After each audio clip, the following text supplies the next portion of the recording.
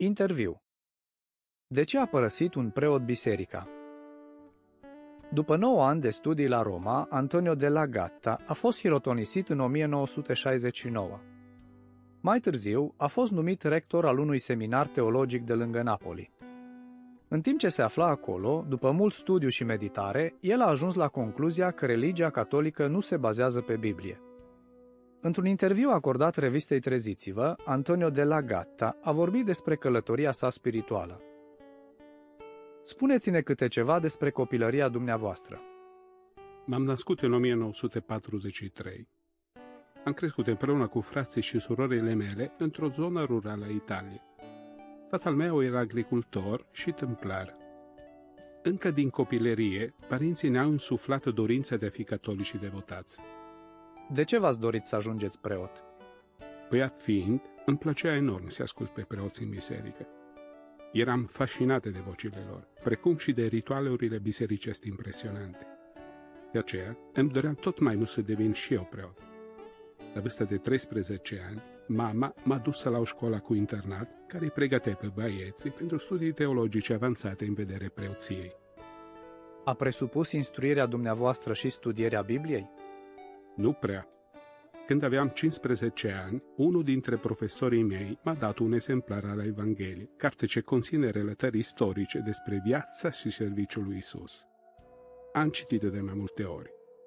La vârstă de 18 ani, m-am mutat la Roma pentru a urma cursurile unor universități pontificale, care se află sub autoritatea directă a papei. Am studiat latină, greacă, istorie, filosofia, psihologie și teologie. Chiar dacă recitam versete din Biblie și ascultam citirea unor pasaje din ea, ca de slujbelor duminicale, în realitate nu studiam Biblia. După ce ați devenit rector, a trebuit să și predați?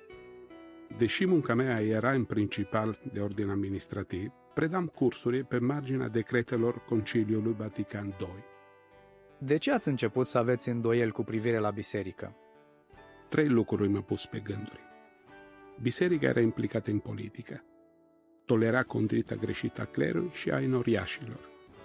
În plus, anumite învățături catolice nu-mi părea logice. De exemplu, cum ar putea un Dumnezeu iubire să îi pedepsească veșnică pe oamenii după ce mor? Sau, vrea într-adevăr Dumnezeu să repetăm la nesfârșit același rugăciuni folosind o rozariu? Și ce ați făcut? Cu lacrimi în ochi, m-am rugat pentru îndrumare. Am cumpărat un exemplar al versiunii catolice Jerusalem Bible, ce fusese publicată recent în italian, și am început să o citesc. Apoi, într-o duminică dimineață, în timp ce mă dădeam jos hainele preoțești după liturghie, 2 bărbați au venit la seminar. S-au prezentat ca martori al lui Jehova. Am discutat mai bine de o oră pe marginea Bibliei și despre ce spune ea cu privire la semnele de identificare a religiei adevărate. Ce impresie v-au făcut? Le-am admirat convingere și ușurința cu care facea referire la pasaje din ediția catolică a Bibliei. Mai târziu, a început să ne vizitez alt martor, pe nume Mario. El era răbdător și conștiincios. Indiferent de vreme, în fiecare sâmbătă dimineață, la ora 9, suna la poarta seminarului. Cum priveau ceilalți preoți aceste vizite? I-am invitat și pe ei să participe la discuțiile noastre, dar niciunul nu lua în serios studiul Bibliei. În schimb, mie îmi plăcea foarte mult să studiez Biblie, deoarece învățam lucruri extraordinare, ce mă frământaseră multă vreme, cum ar fi de ce permite Dumnezeu răutate și suferință. Au încercat superiorii dumneavoastră să vă convingă să întrerupeți studiul Bibliei? În 1975 am mers la Roma de mai multe ori pentru a-mi explica punctul de vedere.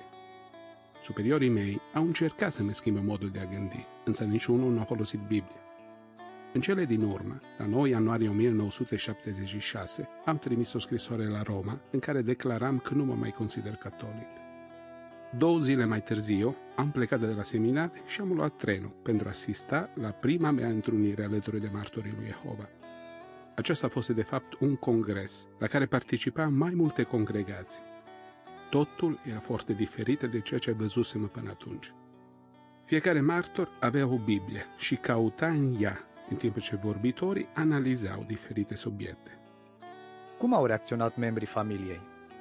Cei mai mulți dintre ei mi s-au opus cu înverșunare. Totuși, am aflat că unul dintre frații mei studia Biblia cu martorii în Lombardia, o regiune din nord Italia, și am mers să-l vizitez. Martorii de acolo m-au ajutat să mă găsesc un loc de muncă și o locuință. Mai târziu, în același an, m-a botezat ca martor al lui Jehova. Aveți vreun regret? Absolut niciunul. Simt că m-am apropiat cu adevărat de Dumnezeu, deoarece cunoștințele mele despre El se bazează pe Biblie, nu pe filosofie sau pe tradiții bisericești. În plus, îi pot învăța pe alții cu convingere și sinceritate.